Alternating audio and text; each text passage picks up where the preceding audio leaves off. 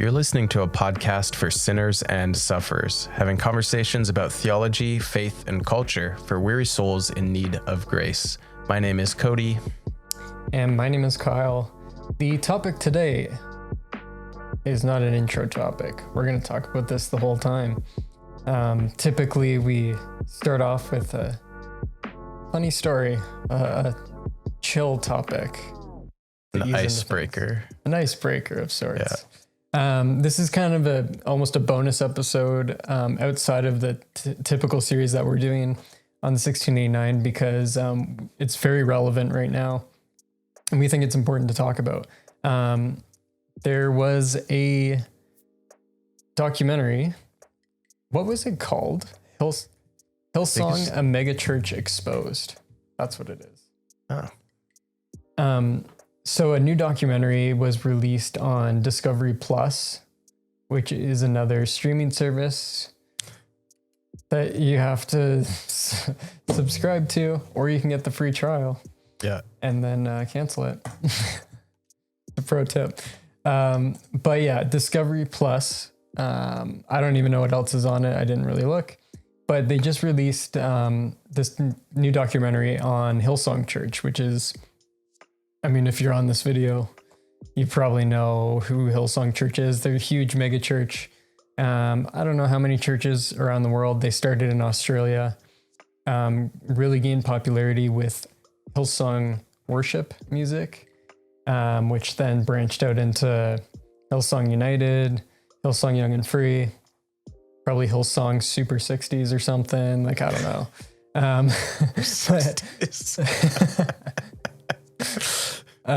But they released this documentary, and mainly what it was promoted around was the scandal that happened last year around Carl Lentz, who is the lead pastor of Hillsong New York, where it came out that he was having an affair with a woman. And so he was, as the, I don't know if you'd call it politically correct or whatever, he was relieved of his duties as a pastor, as they like to say. So, yeah, so that was like the big controversy last year. And that kind of started a new interest in Hillsong as an organization. And it revealed a lot of other things as well. So this documentary is kind of a 3-episode documentary about the whole situation around Hillsong. So I think first off, there's a few topics we want to hit up in this. We want to talk about kind of this cult of personality built on different men, pastors, and then also churches as brands and organizations. But first off, like initial reactions, Cody, to the documentary. Yeah. So I think when I first saw that it was happening, because there's been a lot of kind of mega church scandals I guess just in my lifetime, and just last year, like I think it was the biggest podcast in the like for several weeks, probably still second to Joe Rogan Experience or something, but the rise and fall of Mars Hill was just looking into what happened there. So then I saw Hillsong Exposed, and I'm like, they're just capitalizing on this hype, and that this is the trend now to make exposés on churches. But actually, what was interesting, because as far as I know, it wasn't made by Christians at all. And I thought it would be anti-Christian, and I think they did a very good job of focusing on the church and the people they interviewed Christians, and they had some people who it sounded like deconstructed and left, and some people who like deconstructed and came back, and then some people who just like were still solid in their faith the whole time. But I think it did a good job of saying, look at this church, this is what they preach, and this is what they actually live. This is what other Christians are saying is what a church should do, and this is what Hillsong was doing totally different. And it didn't try to throw like Christianity under the bus while it was exposing Hillsong Church. And I think I really appreciated that. as like a positive, I guess. I thought it was fairly well done. I've seen people saying it was boring, but I'm like, it's not an action movie. Like, it's a documentary. I don't know what you wanted, but I think I watched the first episode one day, and then the next day I watched the second and third, and it sort of just progressively, like got like, I guess, emotional, but in different ways. Like, there are aspects of it that just made me so angry, and there are aspects where I just felt so like pathetic and sad for people they're talking to. And yeah, I think it's worth talking about, and I think it's worth talking about these issues that aren't just a Hillsong thing, that are megachurch things, and that can even happen in smaller churches, and they're basically just amplified in massive churches. But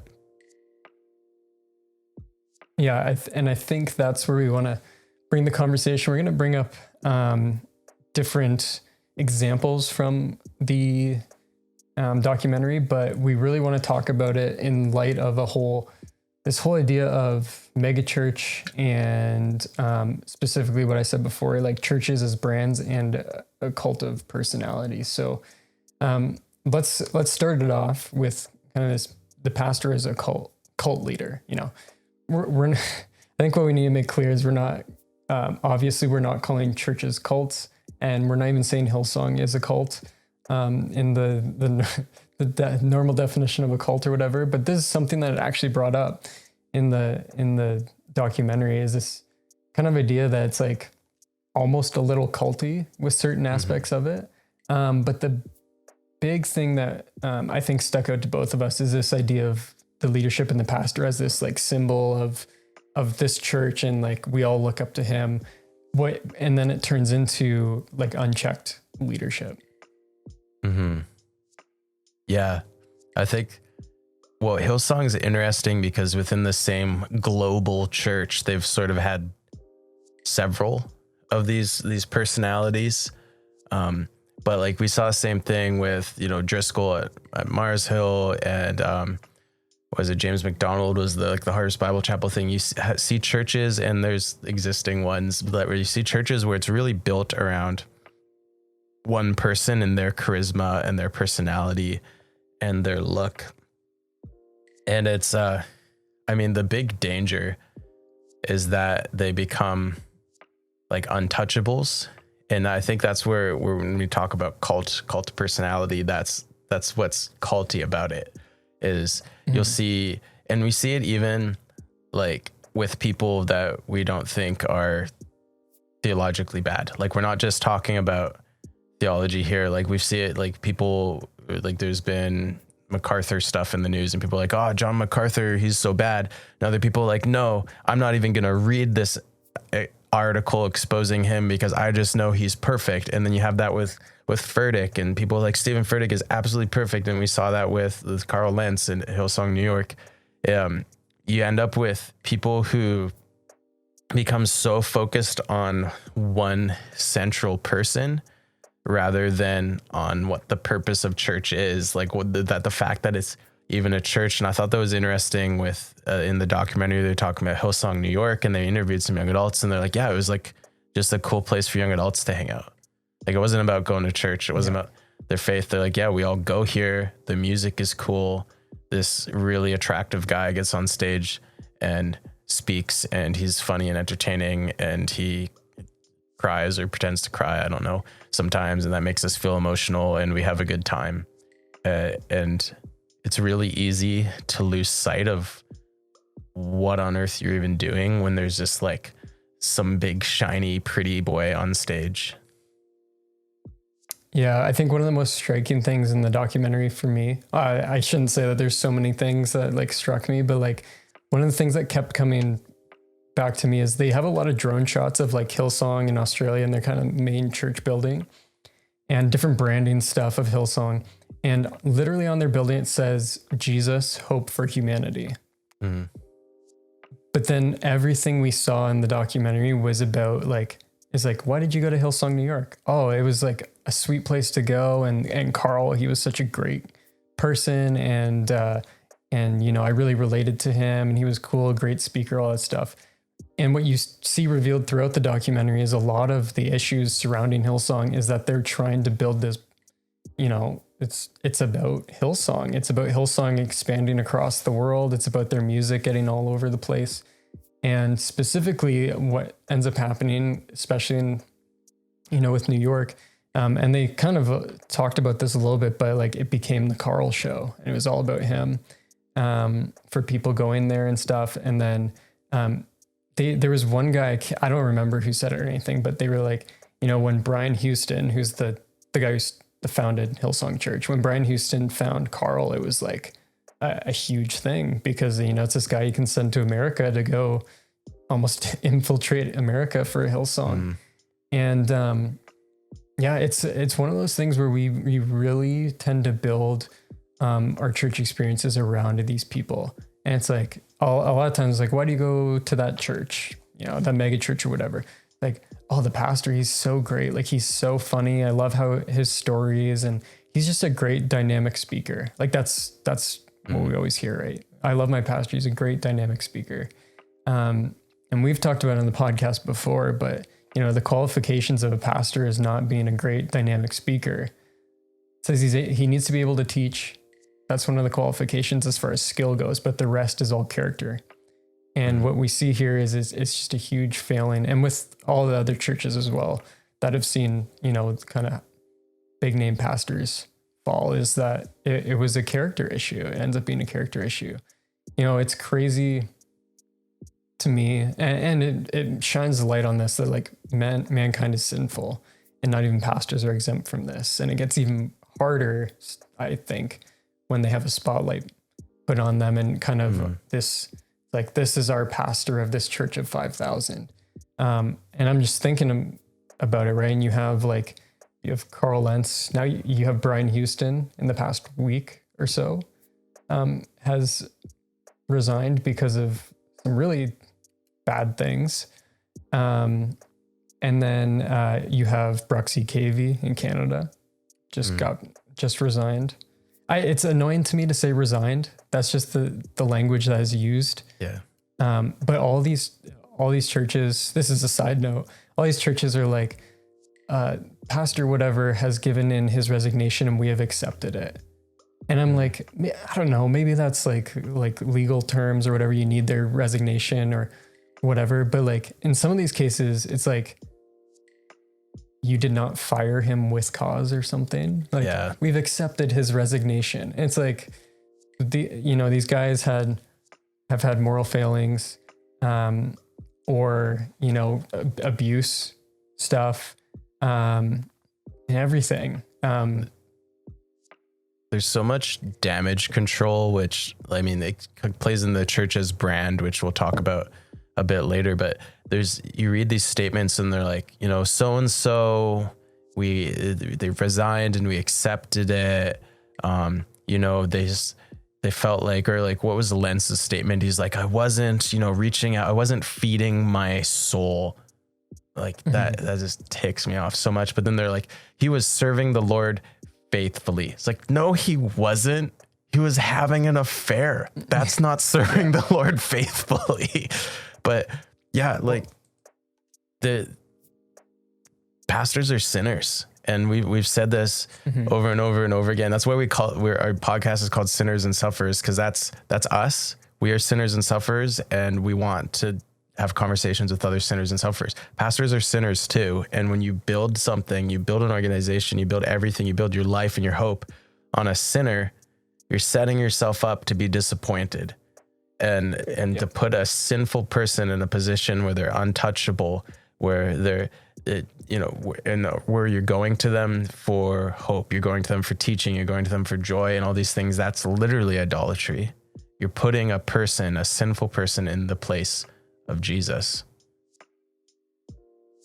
Yeah. And I think that's where we go wrong so often, especially when it's like megachurch and you start having this kind of, like, we talk about church as business in the small sense, like a lot of churches who are even like a couple hundred people run like their business.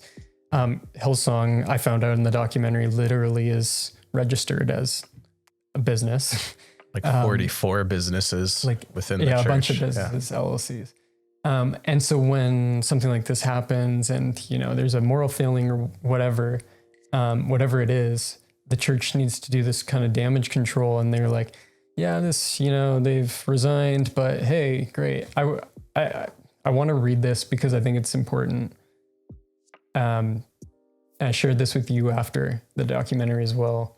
Specifically, we see it on display again with Hillsong because Brian Houston has resigned from his position as lead pastor because of allegations against his father for child abuse, and now Brian Houston has been under investigation for withholding that information as well. And then I saw as well, he may have had inappropriate relationships with some women as well. So he's resigned. And this is the statement. I'm not going to read the whole thing. This is the official statement from the Hillsong board. Dear church, we would like to advise you that Pastor Brian Houston has resigned as global senior pastor of Hillsong Church, and the board has accepted his resignation.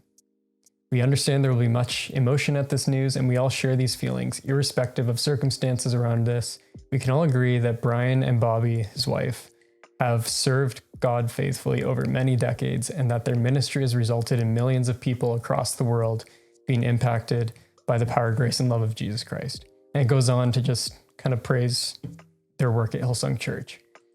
And this is, I think, what really stuck out to both of us. And that announcement is really upsetting to me. I couldn't believe it when I read it, because it just says we've accepted his resignation and we know this will be tough for some of you, but like their ministry has resulted in millions of people across the world being impacted by power, grace, and love of Jesus.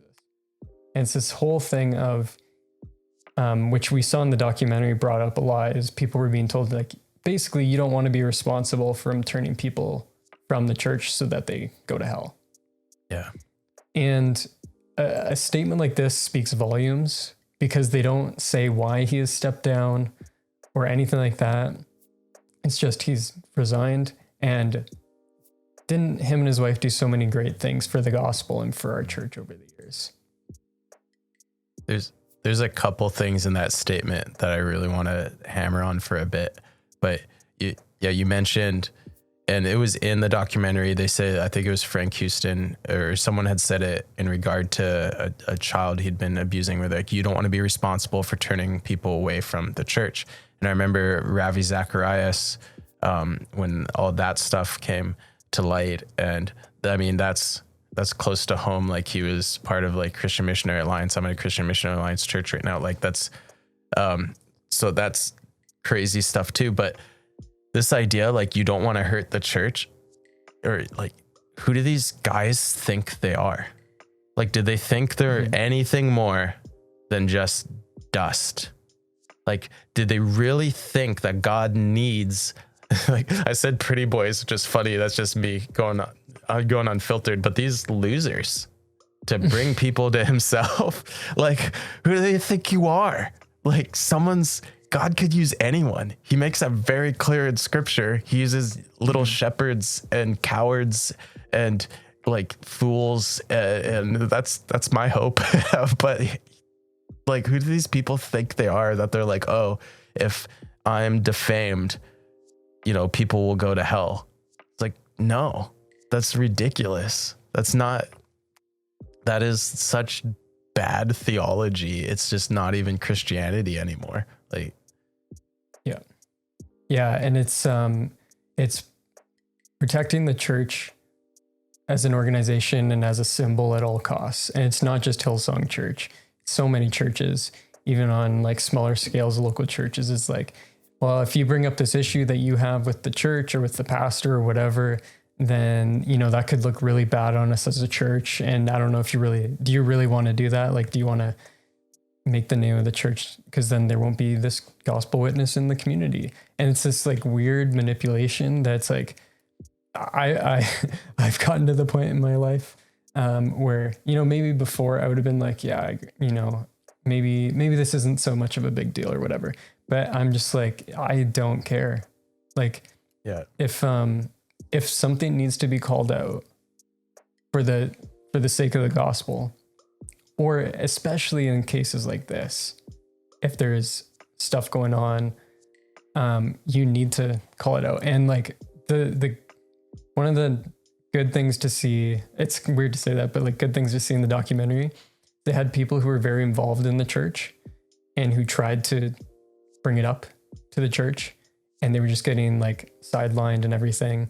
And they just kept persisting, and they're like, I'm not going to let this go because this is wrong. It's not godly.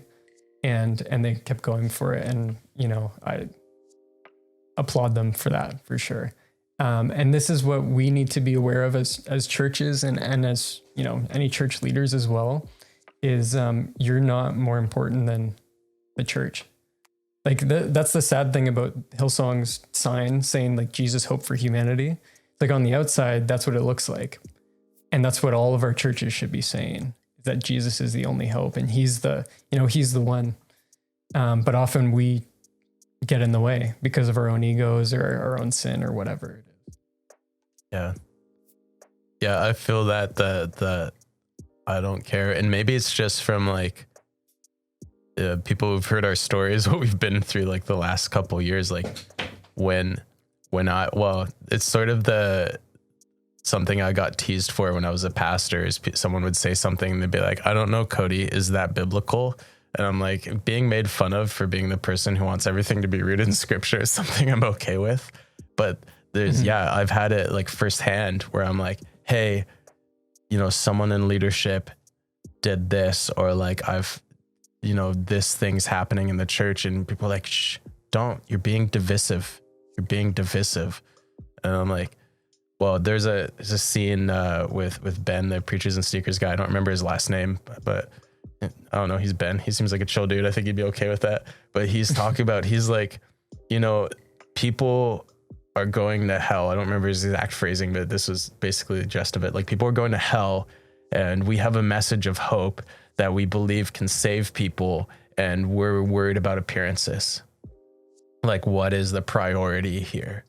And I'm like, yeah, that just resounded. That he started tearing up in the thing, and I was gone. I was like, yoo-hoo, like, yeah, totally. Like, that's true. Like, what? Like, do we believe this? Do we actually believe this? Then what's wrong with us? Like, why are we playing games and playing dress up and making superheroes if we actually believe that God is real, he is just, he is holy, and we are sinners? Then we need to get serious about treating God as holy. And sorry, do you still have that statement open? The Brent Houston one. What was the phrasing where they're like, the great work he has done in like letting people experience his hope or something like that? Like, it was, did I read it? Yeah, it was pretty early in, I think. Yeah. We can all agree Brian and Bobby have served God faithfully over many decades, and that their ministry has resulted in millions of people across the world being impacted by the power, grace, and love of Jesus Christ. Okay. Being impacted by the power, grace, and love of Jesus Christ is the most vague buzzwords. It means nothing. And that was something with like and again, the documentary just kept coming up, is they're like, yeah, we want people to feel hope. We want people to be hopeful, the hope, just experience the hope. And I'm like, what? Like, what does that mean? What are you talking about? You're just saying a word that people like and they're getting excited. But you're like, they didn't say, have honored God and led many people to a personal relationship with him. Like, if I just think like, hopefully not when I'm like defamed, but hopefully when I die, if someone's saying a statement like that about me, if they're like, you know what, a lot of people felt really good and were really impacted by like love and hope and peace because of Cody, like, man, I really hope that's not all people can say about me. Like, that just frustrates me so much. Yeah. Yeah. It comes to this idea of church as brand. And I think we want to make clear at this point, like, Hillsong is the latest example of this, large example, public example of this. But we have an issue with this throughout all churches. We always run into these issues.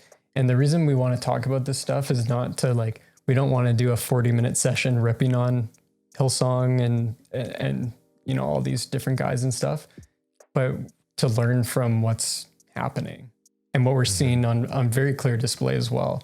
And one of the big ones is this idea of the church as a brand. And I mean, honestly, like from the mouths of Brian Houston and other leaders of the church and previous volunteers and things like that was something that they were trying to do, is, treat the church as a brand, Hillsong worship. When Hillsong worship kind of took off, the name of the church became Hillsong, right? Because they wanted to associate the brand. And that's again, a very clear picture of it. But we try to do this all the time. Like we try to brand things, right? And like build the brand of the church. And it takes away what the church is supposed to be. Yeah. It's all about building the brand, and it's not about, being a community of people who have been saved by the grace and gospel of Jesus Christ and desire others to know that message. I think the music aspect of Hillsong is again, we're not just trying to beat on Hillsong, but I think this is something where we can use it as an example to examine ourselves, because they said their goal with the music was to spread their influence. Their goal was to become like a dominant force in culture, which is why, like, if you even listen over just the course of their existence, their genre like changes to fit the culture. And I mean, we mentioned before, I was like, I miss the guitar era, Hillsong United. But I mean, I've had no problem playing Hillsong music as a worship leader, but I think just knowing that they just say that, I'm pretty over it. But I think where we can examine ourselves is the purpose of worship music is to worship God. If the purpose of worship music becomes furthering your brand or bringing people in, it's not worship music. It's literally not worship anymore. It's just music. It's just entertainment. And I think there's a lot of things we do in church that if we really examine ourselves, we need to hold ourselves accountable. It's like, am I doing this to glorify God? I'm doing this as an act of worship, or am I doing it to like further the reach or the brand, or to platform myself, or to make the church look good? And I think there are a lot of aspects, a lot of things we do in churches where we should be asking ourselves that. Yeah. And I think that's something we see a lot, and it's something we can get easily caught up in. And like, I've been caught up in it as well. Like certain guys that I've listened to their sermons online, and there was times where I would start binging their sermons because I loved how they spoke so much and everything. And, then you start being like, oh, what books have they written? And you start buying their books and everything. And just to prove that we can hit on our own guys in our own theological camps. John MacArthur, a few years ago, celebrated 50 years of ministry at Grace Community Church, which is like, we'll both say this, one of the best expositors of the word that we've seen in our lifetime for sure. But when it was his 50-year anniversary there, of being at the same church and shepherding the same people, preaching for 50 years. That whole year, there was like all this stuff of like John MacArthur's 50-year anniversary. And it was this whole like branding thing. I think even at like the Shepherds Conference, they had that and stuff. And it was like, John, what have you learned over 50 years of ministry? And it's like just all about that. And it was like the MacArthur Study Bible. And even like, that's another thing, is like he has a study Bible named after him. Which I'm always just uncomfortable with, like great notes in it and everything. A great study Bible, but it's, you know, that you see the branding till all it gets over to Christianity. Revelation. Yeah. Yeah. We don't fully agree with MacArthur, but yeah, we like him. Yeah. But that's an example, right? Is another branding thing. And it's like, let's name it the MacArthur Study Bible so people will buy it because they like MacArthur. And that's where it's, go ahead. I was gonna say, even honestly, like we mentioned the Mars Hill thing, like when Mars Hill was at its peak, I liked it. Like that appealed to, like, I was the target demographic of Mars Hill, and like, not like pat myself on the back when he preached that, I mentioned before, that sermon about how people who play video games are pansies. I was like, red flag before his full downfall. But like, yeah, like I ate the hype. Like it's whatever your theological camp is, like it's easy to get sucked into like brands and these sorts of movements. But yeah, sorry, I interrupted you. Yeah, well, no, that's exactly it, right? And I think that one of the things as we talk through this and stuff is this idea of like the goal of the church is to spread the message of the gospel that Jesus came and died for our sins so that we can be reconciled to God. And the mission of the church, every church's mission, is to go to all the world and make disciples, to preach that message, make disciples. And discipleship happens in day-to-day life with genuine relationships with one another, both striving to know God more and live more, being more conformed to Jesus Christ. And what we saw with this, and I think what we see when we try to make the church a brand, is that it's all about like, yeah, I'm a part of this church. I identify with this church, and I love the music and how I feel when I go to this church. It's all about the identity of the church and you associating with that. And that's not what discipleship is. It's an actual like relationship, a growth, and knowing Christ more and desiring to live more like him. And I think we lose that in our attempts to grow our churches, see more people come to our church and all that. Yeah.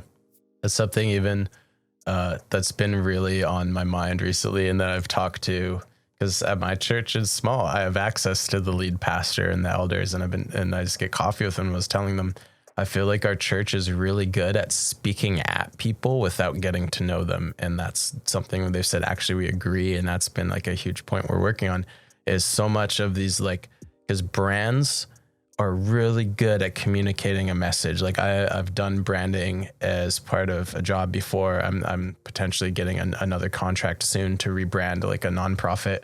Like brands are about communicating a message and influencing a response. They're about saying like, hey, you need this, we have it, like that sort of thing. I mean, that's a bad example. I don't do that in brand meetings, but it's not about building a relationship. It's not about building legitimate community. That's not what brands are for. And a lot of churches and the structures in our programs are really good at spitting out information at people and just hoping it lands and hoping it takes hold and it convicts people.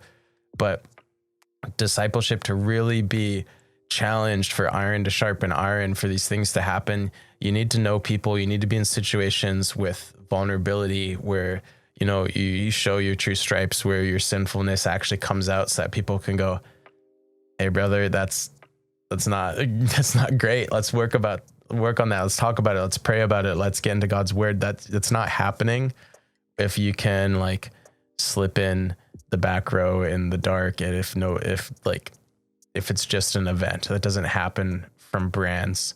Coca-Cola isn't making your life any better. Coca-Cola doesn't care about you. And churches should care about each other and the people in them. And yeah, we need to get past this, what's our brand? What's our theme? What's our logo? And just get back to the heart of it. Like, we want to know God and make him known. That is our mission. Yeah.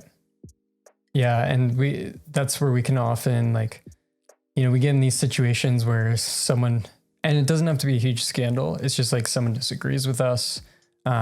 you find out that a family who's been very involved and given a lot of money to the church is kind of feeling uncomfortable about certain things in the church. And so like, oh, we need to get one of our pastors or elders to go to them and like talk to them and see what's going on so we can please them, right?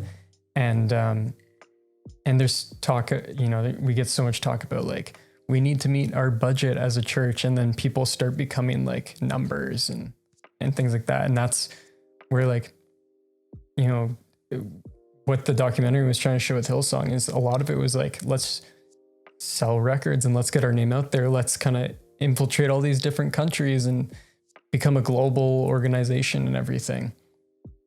And wanting to get into the US because the US is so influential and everything. And we prioritize like that side of church, like growing us, getting money that we need and everything.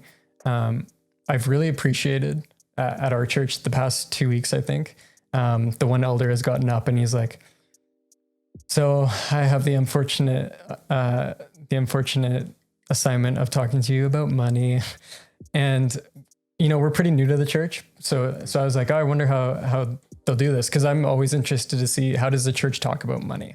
Now, I've been in churches and I've seen churches who talk like, we are this much away from hitting our budget for the year. So we need people to start giving this much more or whatever. Think about giving more. And we need to meet our budget for the year. But when he got up, the 1 week was, he's like, we want to send some money for relief to Ukraine. So that's what this week's about. And we're asking that you give kind of above and beyond to support this. And then this last week, he was like, it was a benevolent offering. So they gather money so that if someone in the church is in need, they're able to help them out with that, right? And it's not like, maybe it's coming, I don't know. But it wasn't this talk of like, we need you to give money and please don't take out of your tithe to do this. Like, please still do your tithe, but give beyond this. It was like, this is something we're doing as a church to help other people. And that's the mindset, right? It's not looking at people as for their money. You're not trying to gain more people into your church so that you can meet your budget or whatever, or to make your name known. It's solely, this is all about Jesus and making disciples and helping people. Yeah. Money is always such a weird topic, but I think I like the principle of just remembering that you're not selling a product. People aren't paying you. As a pastor, nobody's paying you to do anything. You're doing the work and they're supporting you out of their own generosity. And when I think that's stuff like we mentioned Ben from Pooches and Sneakers, I think that's where and kind of the conversation that he's accidentally stumbled into and has been continuing is like what do we do with money in a church? Like, what is the goal of it? And yeah, it's not about buying a product, selling a better product. It's about furthering the reach. And that's why we're passionate, Kyle and I are passionate about planning churches, about seeing more small churches, because that's where people get effective discipleship. That's how more people are reached by different pastors, different types of pastors, not just one hero pastor. But yeah, that's our mission, not to sell a product, to know God and to bring others to know him as well. Yeah. Do you have any final thoughts on the documentary or anything like that? I think it was tough to watch. I'm not going to say it's a must watch. If you do, just do the 7-day trial. Don't forget to cancel your 7-day trial. But I think it sucks that we have these documentaries, but I think rather than being upset at people exposing things, let's be searching ourselves and being like, all right, this happened. This is real. How do we guard against it? Yeah, I was thinking the same thing. Like, don't shy away from something like this, because, we sing a lot of Hillsong on Sundays. Don't be like, oh, this might ruin my perception of them or whatever. You don't have to watch it. It doesn't change, it doesn't affect my life if you watch it or not. But I think it's a fair look at what's gone on at Hillsong, but specifically of where we tend to go as churches as well, from a non-Christian perspective, which I think is always interesting to see. You know, we shouldn't be taking our cues from people who are not in the church necessarily, but something like this, when even they're seeing the issues with it, I think it's something that we need to do and self-reflect. And oftentimes we're not really good at acknowledging what's kind of gone wrong in our church, or where we've kind of gone away in hopes of something better, I guess. So good documentary though. I well made. Well done. Well, we'd love to hear what you think about this, if you've seen documentary or not, if you have thoughts about churches, big or mega. You can leave a comment on the video if you're on YouTube, send us a message on Instagram, or join the Discord if you're open to having an actual back and forth conversation. That's a really good place to do it. If you like us, if you want to promote our brand, if you like this, you think it was good and you want to help us out, we'd love it if you shared with people that you think could benefit or that would like to be part of this conversation. And just, liking and commenting and all that stuff makes the computer artificial intelligences happy, so that more people get to see this and we can have more conversations.